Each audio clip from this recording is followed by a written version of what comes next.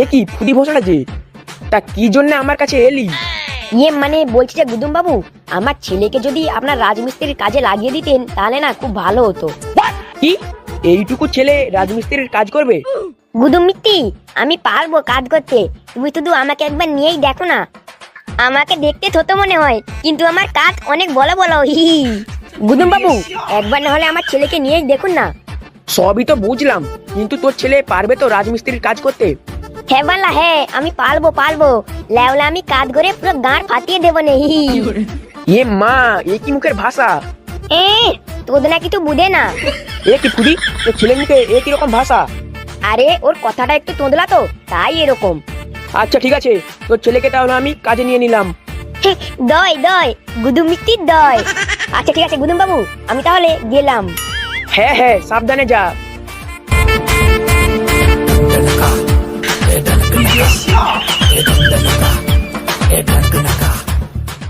A few moments later.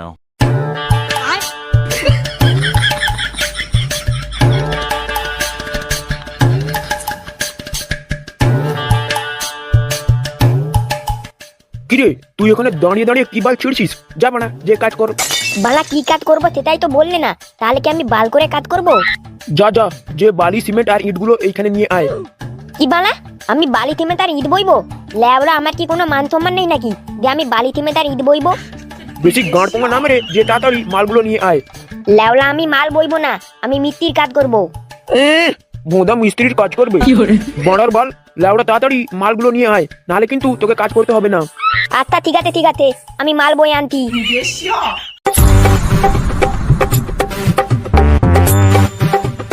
লেওলা, এই সময় বিড়িটা একটু খেয়ে নেই। বানা সকাল থেকে বিড়িটা খাওয়া হয়নি বলে মাথাটা পুরো ক্ষতে আছে।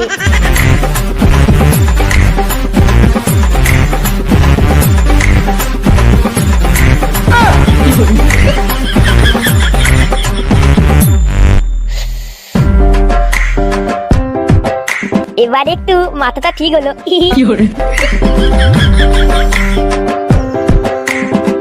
বালা তুফান বিলি, এক টান খেলেই পুরো তাঙ্গা হয়ে যায়।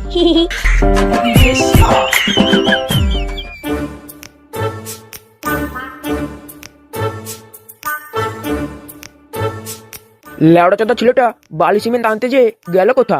যত সব চুদির ভাইকে কাজে লাগিয়েছে, আর হবে কি? বড়ার বাল, এখন আমাকে যেই দেখতে হবে কি করছে বালটা।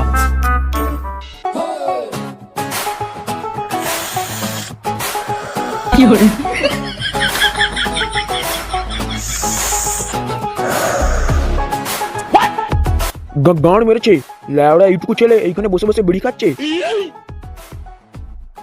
আরে ওই গুদমারানি ছেলে। মিতি কাকু, তুমি এখানে কি করতো? শালা চুদির ভাই, তুই এখানে কাজের নাম করে বসে বসে বিড়ি খাচ্ছিস? শালা মা কা ভুসড়া। তো তুমি ভুল দেখে তো, আমি তখন বিলি খেলাম। ল্যাওড়া, আমি যদি এই কথাটা গুদু বাবুকে বলে দেই না, তাহলে তোর গাঁড়ে লাথি মেরে কাজ থেকে বের করে দিবে। মিত্তি কাকু, তুমি তাওকে বলো না, দরকার হয় আমি তোমাকেও বিলি খাওয়াবো। বলছিস তুই আমাকে বিড়ি খাওয়াবি? খাওয়াবো তো, আমি তোমাকেও বিলি খাওয়াবো। তুমি আমার কাছে এতে বসো, আমি তোমাকে বিলি দিচ্ছি। দে দে বিড়ি দে।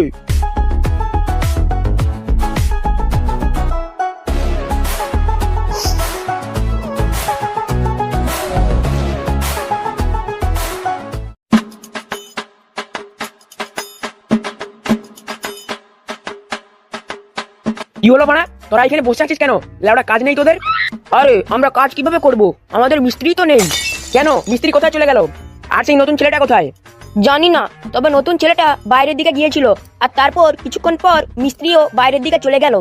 এই ল্যাওড়া মহা জ্বালায় পড়লাম তো বানা, এদের জন্য আমাকে এই পার্টির হাতে মার খেয়ে মরতে হবে।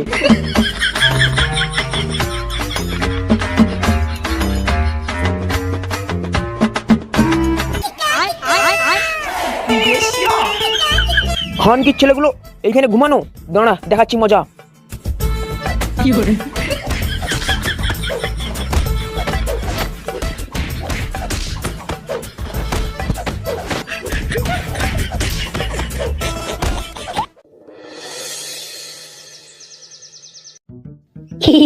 মাল খা বাড়া, মাল খা বাংলা। আজকে সূর্য কোন দিকে উঠলো?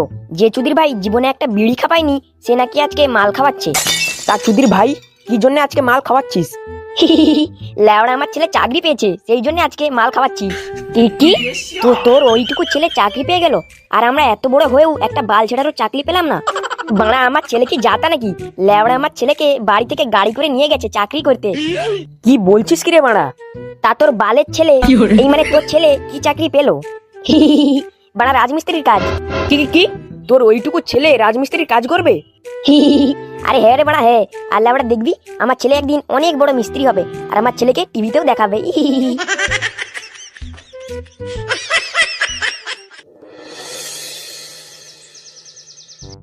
বালগুলো তাড়াতাড়ি কাজে লেগে পড়, নাহলে গাড়ি এমন ঠাপাবো দুদিন মুততে পারবি নি।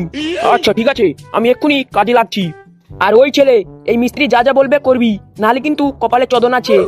আর ওই বালগুলো কাজের শেষে আমার জাঙ্গিয়াটা ধুয়ে দিয়ে যাবি।